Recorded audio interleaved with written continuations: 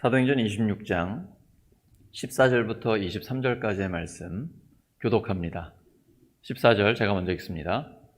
우리가 다 땅에 엎드러짐에 내가 소리를 들으니 히브리 말로 이르되 사울아 사울아 내가 어찌하여 나를 박해하느냐 가시체를 뒷발질하기가 내게 고생이니라.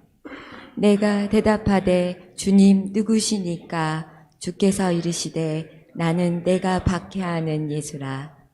일어나 너의 발로 서라. 내가 내게 나타난 것은 곧 내가 나를 본 일과 장차 내가 내게 나타날 일에 너로 종과 증인을 삼으려 함이니. 이스라엘과 이방인들에게서 내가 너를 구원하여 그들에게 보내어 그 눈을 뜨게 하여 어둠에서 빛으로 사탄의 권세에서 하나님께로 돌아오게 하고 죄사함과 나를 믿어 거룩하게 된 무리 가운데서 기업을 얻게 하리라 하더이다. 아그리빠 왕이여, 그러므로 하늘에서 보이신 것을 내가 거스르지 아니하고 먼저 다메섹과 예루살렘에 있는 사람과 유대 온 땅과 이방인에게까지 회개하고 하나님께로 돌아와서 회개에 합당한 일을 하라 전하므로 유대인들이 성전에서 나를 잡아 죽이고자 하였으나 하나님의 도우심을 받아 내가 오늘까지 서서 높고 낮은 사람 앞에서 증언하는 것은 선지자들과 모세가 반드시 되리라고 말한 것밖에 없으니 곧 그리스도가 고난을 받으실 것과 죽은 자 가운데서 먼저 다시 살아나사 이스라엘과 이방인들에게 빛을 전하시리라 함이니라 하니라. 아멘. 사도행전 28번째 시간 하늘에서 보이신 것, 하늘에서 보이신 것이라는 제목으로 하나님의 말씀 전하겠습니다. 모건 스캇 팩이라고 정신과 의사가 있습니다. 이 사람은 불교 신자에서 기독교인으로 개종을 한 사람인데요. 아직도 가야 할 길이라는 그 유명한 책을 썼습니다. 이 책은 인간 심리와 기독교 신앙을 통합하면서 독자에게 실제적인 도움을 주고 있습니다. 불교의 가르침 중에 인생은 고해다라는 말이 있죠. 생 즉 고, 사는 것은 곧 고통이다라는 말이 있습니다. 진정으로 이것을 깨닫게 되면 우리는 그것을 뛰어넘을 수 있습니다. 일단 이것을 받아들이게 되면 삶이 힘들다는 사실은 더 이상 문제가 되지 않습니다. 삶이 쉬운 사람은 없으니까요. 기독교는 이 문제에 분명한 해답을 주고 있습니다. 십자가와 부활의 복음이 그것입니다. 예수님은 모든 인간의 죄를 대신 지시고 십자가에서 고통을 당하셨습니다. 그리고 부활하심으로 죄와 사망의 문제를 완전히 해결해 주셨습니다. 하지만 예수님을 믿는 사람에게도 고통은 있습니다. 이 고통을 피하려고 하면 정도의 차이는 있지만 정신적인 문제가 생깁니다. 심한 경우에는 신경증적인 노이로제라고 하죠. 그런 증상이 나타나기도 하고 가벼운 경우는 그냥 일반적인 사람의 경우가 거기에 해당이 됩니다. 고통스럽지만 정면으로 부딪힐 때 시간이 오래 걸리더라도 문제가 해결됩니다. 그리고 영적으로 정신적으로 성장하게 됩니다. 칠흑같이 어두운 시대에 긴 터널을 지난다 해도 반드시 새벽은 찾아옵니다. 오늘 우리가 찬양할 때 실로암, 어두운 밤에 캄캄한 밤에 예수님 만나기 전에는 다 그런 상태였죠. 그런데 우리의 영적인 눈을 하나님이 뜨게 해주셨죠.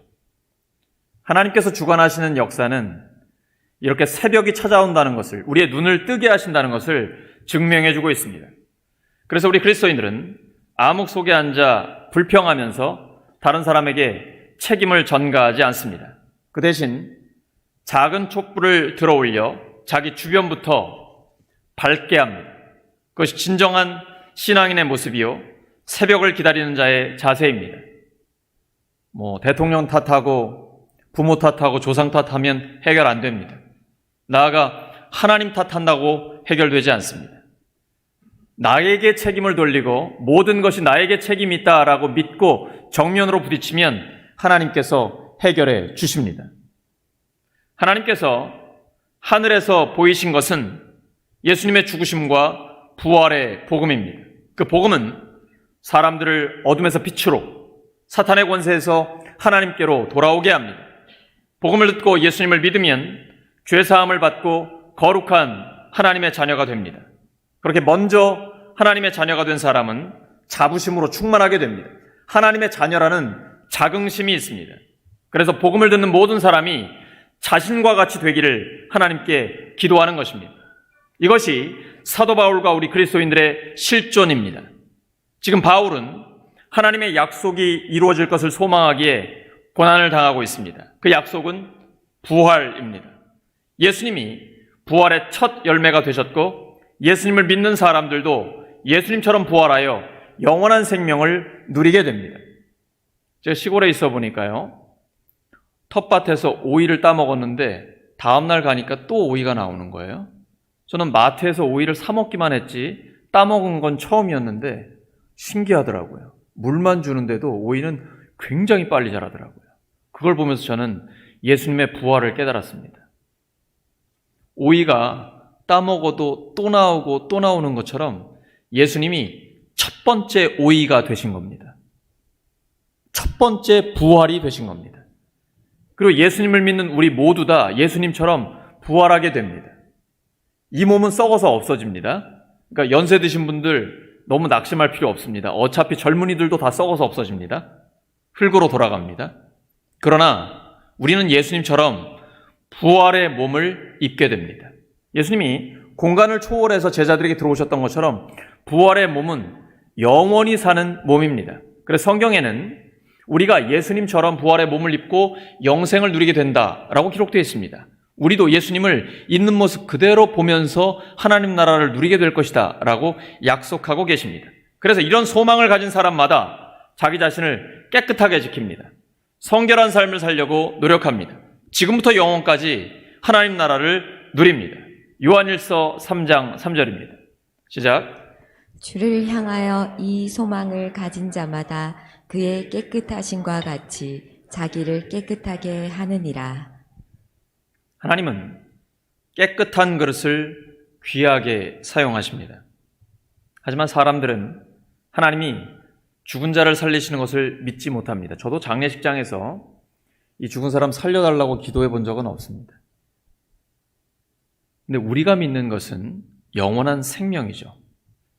우리 또한 마찬가지입니다. 그때 믿지 못하는 자들에게 해보다 더 밝은 빛을 비추어 주십니다. 그것이 바로 성령의 역사입니다. 성령님은 우리에게 예수님을 믿어지게 하십니다. 성령이 아니고는 예수님을 주님이라고 고백할 수 없습니다. 우리는 예수님이 우리에게 보여주신 것과 앞으로 보여주실 것에 대한 예수 그리스도의 종이요 증인입니다. 예수님은 우리를 구원받지 못한 사람들에게 보내셨습니다. 그들의 눈을 뜨게 하는 것이 우리의 사명입니다. 그들도 예수님을 믿으면 그리스도 안에서 죄를 용서받고 믿음으로 거룩해집니다. 그 사명을 먼저 받은 바울은 생명의 위협을 받으면서도 하나님의 도우심을 받아 예수님의 죽으심과 부활의 복음을 전합니다. 사도행전 26장 22절입니다. 시작. 하나님의 도우심을 받아 내가 오늘까지 서서 높고 낮은 사람 앞에서 증언하는 것은 선지자들과 모세가 반드시 되리라고 말한 것밖에 없으니. 아멘. 제가 신방하면서 공통되게 듣는 간증입니다. 하나님이 도우셔서 가능했습니다. 하나님이 도우셨습니다. 이것이 우리 믿는 자들의 고백이죠. 그런데 이런 바울의 이야기를 듣고 베스도 총독이 바울에게 너 미쳤구나! 라고 호통을 칩니다. 바울은 끄떡하지 않고 대답했습니다. 나 미치지 않았습니다. 맑은 정신으로 참말을 하고 있습니다. 우리가 이런 말 들어보죠. 하나님 뜻대로 살려고 할 때 미쳤구나 너. 이 광신자야. 뭐 이런 말 듣기도 하지 않습니까? 세상에는 이렇게 우리를 비난하는 사람들이 실제로 있습니다. 그들은 아직 예수님을 모르기 때문입니다. 하지만 우리는 흔들리지 않습니다. 우리가 가는 길은 가장 가치 있고 의미 있는 길입니다. 부활하신 주님께서 우리와 함께 하십니다. 그리고 바울의 말을 듣고 있던 옆에 있는 아그리빠 왕입니다. 이번엔 좀 전엔 총독이었고 이번엔 왕입니다. 이렇게 말했습니다. 그대가 짧은 말로 나를 설득해서 그리스도인이 되게 하려고 하는가? 만약 이 왕이 미친 것 같은 바울의 말에 동의한다면 베스토 총독이 그를 어떻게 생각할까요? 그래서 아그리빠 왕은 자신이 구약의 선지자들을 믿지 않는다고 인정하고 싶은 것입니다. 하지만 이 사람 유대인입니다.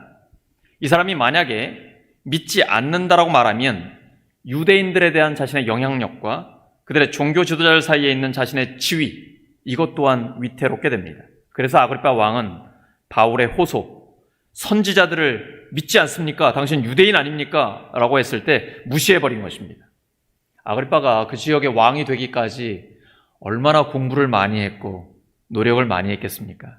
그런데 여기서 말 한마디 잘못하면, 그래서 자기가 그리스도인이 되겠다라고 얘기하면 그동안 그 공든 탑이 한순간에 무너져 버리지 않겠습니까? 우리는 세상에서 이런 유형의 사람들도 만나게 됩니다. 그들은 이렇게 말합니다. 다른 건 다 좋은데 나한테 절대로 교회 가자고 하지 마. 우리 가족들도 그런 말하는 분들 있죠? 믿지 않는 분들 중에 나한테 절대로 교회 가자 소리 하지 마. 우리 그리스도인들이 전도할까 봐 가까이 하기를 꺼려하는 사람들입니다. 그때 우리는 바울처럼 담대하게 외칠 수 있습니다. 꼭 나와 같이 되기를 하나님께 빕니다. 비록 세상적으로는 좀 불편하거나 어려움이 있을지 몰라도 나처럼 하나님의 자녀로서, 예수님의 제자로서 하나님 나라를 누리기를 바랍니다. 이것은 부활하신 주님께서 바울과 우리를 찾아오셨기 때문에 가능한 일입니다. 바울이 전하는 복음의 핵심은 부활하신 예수 그리스도입니다. 그것 때문에 지금 감옥에 갇혀 있고 죽을 고비를 넘기며 재판을 받고 있습니다. 그는 지금 억울하게 잡혀 있습니다.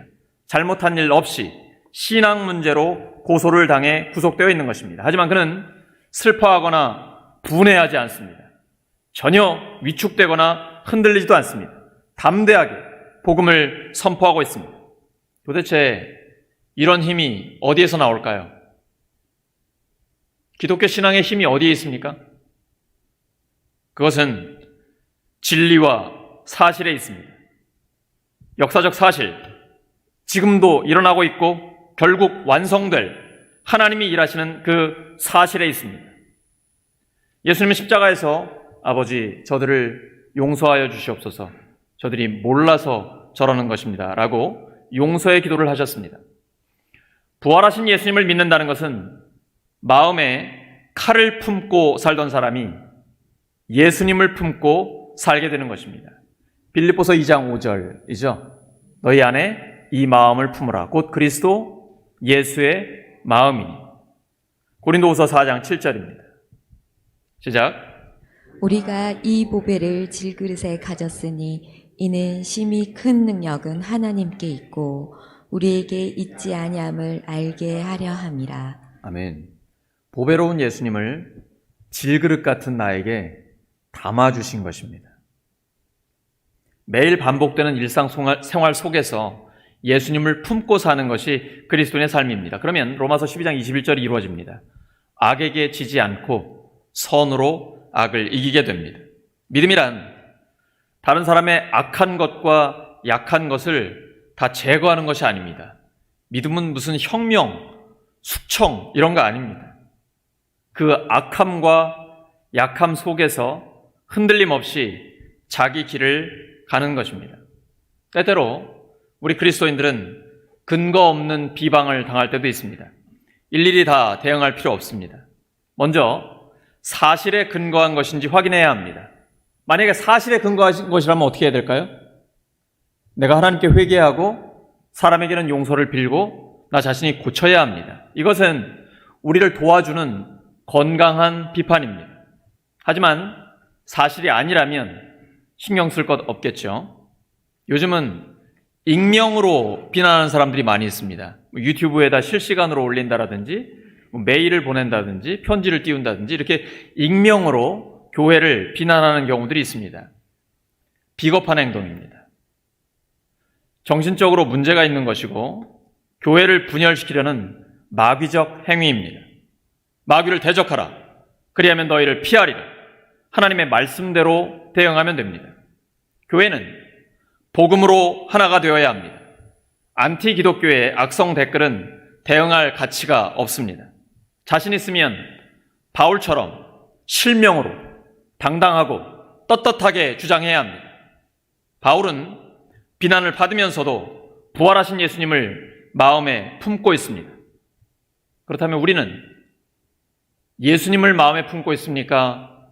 칼을 마음에 품고 있습니까? 예수님 믿으면 마음에 품은 칼을 던져버릴 수 있게 됩니다. 그러면 참 자유가 옵니다. 주는 영이시니 주의 영이 계신 곳에는 자유가 있느니라. 내 마음에 칼이 있다고 생각해 보십시오. 얼마나 괴롭습니까? 예수님께서 이 칼을 던져버리게 해주십니다. 하나님의 자녀답게 살 수 있게 해주십니다. 젊고 건강하고 좋은 조건을 갖추어야만 주님을 위해서 더 잘 살 수 있는 것 아닙니다.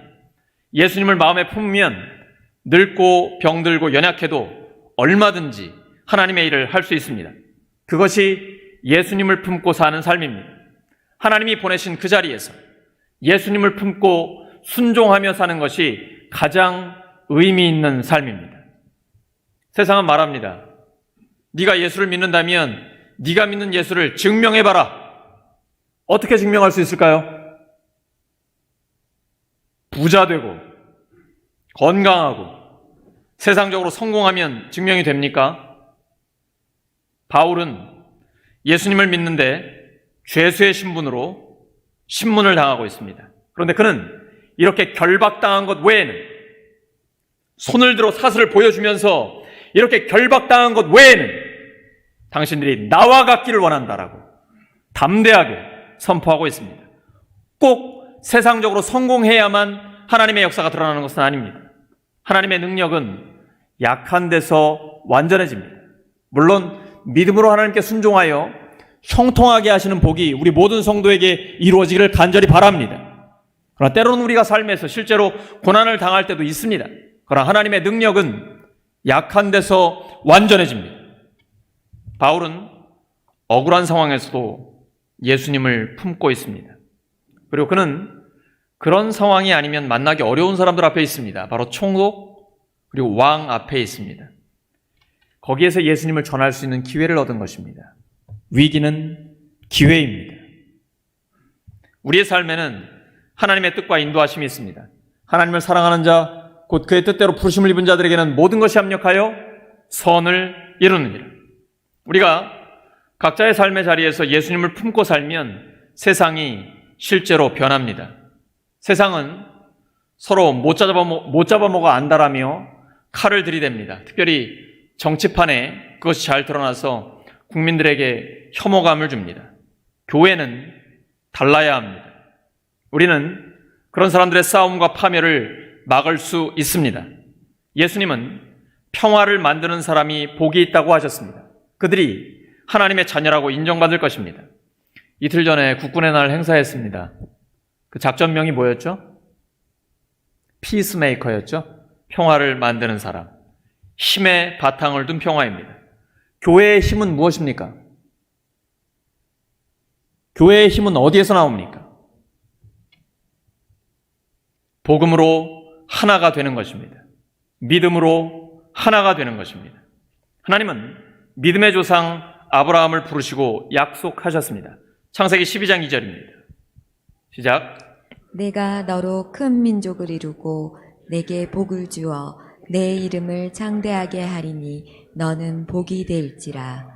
이것은 우리 모든 성도에게 허락된 하나님의 약속입니다. 그런데 하나님께서 아브라함이 100세에 낳은 아들을 하나님께 바치라고 하셨습니다. 요즘은 우리가 아들이 하나밖에 대부분 없잖아요. 저도 제 아들 28에 낳았는데 하나밖에 없는 아들인데 100세에 낳은 아들 어땠을까요?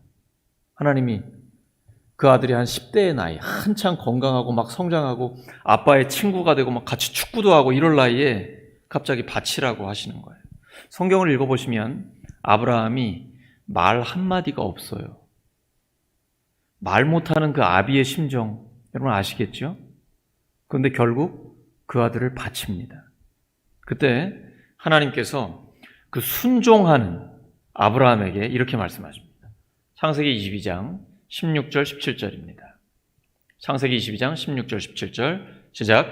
여호와께서 이르시기를 내가 너를 가르쳐 맹세하노니 내가 이같이 행하여 내 아들 내 독생자도 아끼지 아니하였은즉 내가 내게 큰 복을 주고 내 씨가 번성하며 하늘의 별과 같고 바닷가의 모래와 같게 하리니 내 씨가 그 대적의 성문을 차지하리라. 아멘. 쉽게 말하면 이런 의미입니다. 네가 내 앞에 순종했으니 내가 너에게 큰 복을 주겠다. 성경은요, 끊임없이 순종을 강조합니다. 하나님의 뜻대로 순종하면 하나님이 큰 복을 주십니다. 아멘 크게 나와야 되는데. 하나님의 말씀대로 순종하면 하나님께서 큰 복을 주십니다. 약속하셨잖아요. 바울은 지금 피고인으로서 자기를 변호하고 있습니다. 근데 태도를 보시면 굉장히 예의가 바릅니다. 예의 바르게 복음을 선포하고 있습니다. 예의라고 하는 것은 윤활유와 같은 것입니다. 윤활유를 치면 기계가 돌아가더라도 소리가 나지 않고 아주 원활하게 작동됩니다. 예의가 있는 사람은 인격적으로 예의가 있는 사람은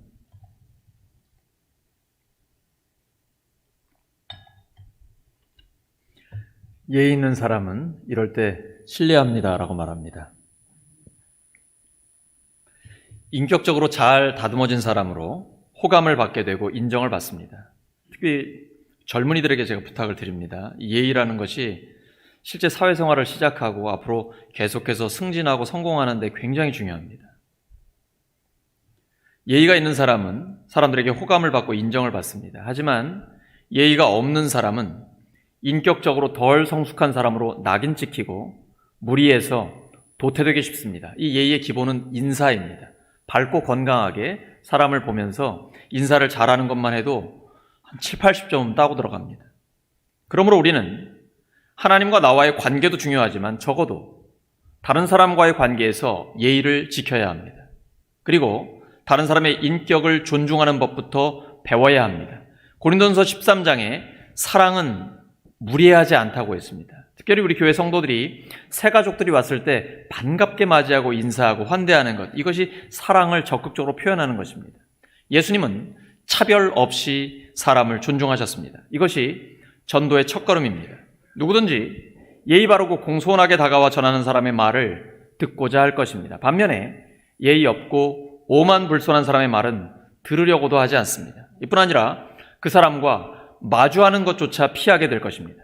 사실 바울은 예수님을 미워하고 대적하는 일에 앞장섰던 사람입니다. 그런데 예수님은 아무 조건 없이 그를 용서해 주셨습니다. 그리고 하나님 나라의 가장 중요한 사명을 그에게 맡기셨습니다. 바울은 자신을 이렇게 믿어주시고 사명을 주신 예수님을 죽을 때까지 배반할 수 없었습니다. 바울에게 맡기신 사명은 영적으로 소경된 사람의 눈을 뜨게 하는 것이었습니다. 이에 더해 성도들에게 영원한 복을 받게 하는 것입니다. 성도는 모두 어마어마한 하나님 나라의 복을 상속받은 사람들입니다. 성도들이 이런 하나님의 말씀을 듣고 성령의 감동이 되면 기쁨이 충만해서 미친 것처럼 보일 수 있습니다. 광신자로 보일 수 있습니다. 하지만 정신 상태는 지극히 정상입니다. 가장 바른 상태에서 하나님의 영이 부어진 것입니다. 성도는 이때가 가장 행복하고 힘이 있습니다. 그래서 바울이 성령 충만해서 나와 같이 되기를 원한다라고 선포합니다. 바울은 권력자들을 두려워하지도 않고 부러워하지도 않습니다. 그는 오히려 왕에게 예수님을 믿고 최고의 행복을 누리도록 초청하고 있습니다. 우리가 가난하고 어려운 사람들에게 전도를 해보고 또 선교지에 나가서도 부자 나라에 가서 해보잖아요. 어느 쪽이 쉽습니까? 가난하고 어려운 쪽이 쉽습니다. 부자이고 떵떵거리고 부족함이 없는 나라나 사람에게 전도한다는 게 쉽지 않아요. 아쉬울 게 없기 때문이죠. 하지만 지금 사도 바울처럼 그리스도인들은 모두 이러한 자긍심과 자부심과 확신을 가지고 담대하게 선포해야 됩니다. 당신이 돈은 많을지 모르지만, 힘과 지위는 갖고 있을지 모르지만 나와 같이 되기를 원합니다. 하나님께 기도합니다. 왜냐하면 그도 잃어버린 영혼이기 때문입니다. 이것은 참으로 당당하고 기백이 넘치는 변론입니다. 바울은 복음에 대한 열정으로 타오르는 용광로와 같습니다. 그는 세상 임금들과 권력자들 앞에서 조금도 위축되지 않았습니다. 감옥이나 죽음의 위협 따위 무서워하지 않았습니다. 부활의 확신으로 그것을 돌파해버렸습니다. 일제시대에 신사참배를 거부했던 우리 믿음의 선배들도 바로 그러한 모습이었습니다. 바울은 한때 세상에서 부러울 것 없던 사람이었습니다. 그는 이스라엘 최고의 지성을 쌓은 사람으로 출세가 보장되었습니다. 하지만 예수님을 만나고 모든 것을 내려놓았습니다. 옛사람의 죽음을 맛보고 부활을 경험했습니다. 그는 부귀영화와 권력을 십자가에 못 박아버렸습니다. 바울은 성령의 권능 안에서 복음의 진리를 체험했기 때문입니다. 그래서 그는 왕 앞에서 담대하게 외칠 수 있었던 것입니다. 사도행전 26장 29절 하반절입니다. 시작. 오늘 내 말을 듣는 모든 사람도 다 이렇게 결박된 것 외에는 나와 같이 되기를 하나님께 원하나이다. 아멘. 한번 따라 하시죠. 나와 같이 되기를. 나와 같이 되기를. 말씀 정리합니다.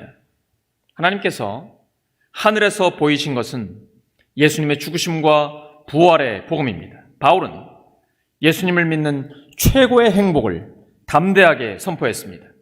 예수님을 믿는 우리에게는 다른 것으로 대신할 수 없는 진정한 영혼의 만족이 있습니다. 우리 모두 내가 만난 하나님을 자랑하고 나처럼 되기를 바란다고 담대하게 외치며 살기를 예수 그리스도 이름으로 축원합니다. 함께 기도합니다. 하나님 아버지, 저희들에게 성령님의 역사로 영적인 눈을 뜨게 해주셔서 감사합니다. 예수님을 믿는 최고의 행복을 담대하게 선포하는 삶이 되게 하여 주시옵소서. 내가 만난 하나님을 자랑하고 나처럼 되기를 바란다고 하나님께 기도하며 외치는 저희들의 삶이 될 수 있도록 도와주시옵소서. 예수 그리스도의 이름으로 기도드립니다.